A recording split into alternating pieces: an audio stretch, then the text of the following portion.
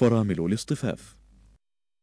عند توقف المركبة عن العمل تتوقف بالتالي الفرامل الهيدروليكية عن العمل، مما يعني انعدام السيطرة على حركة السيارة.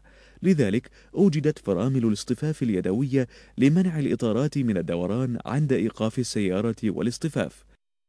ولا تعتمد فرامل الاصطفاف على أي نظام هيدروليكي أو أي نظام تقوية، وإنما تعتمد هذه الفرامل على القوة الميكانيكية التي يؤثر بها السائق بيده أو بقدمه في بعض المركبات على عتلة فرامل الاصطفاف.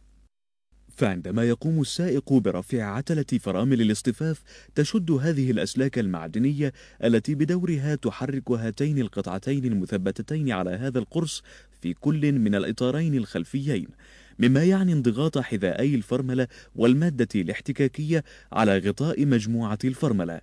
وتستمر مادة الاحتكاك بالتلاصق مع غطاء مجموعة الفرملة مانعة الإطارات من الدوران ما دامت عتلة فرامل الاصطفاف مرفوعة. وعند إنزال هذه العتلة تعود الأحذية والقطع المعدنية إلى وضعها الأصلي بفعل النابض الخاص بكل منها.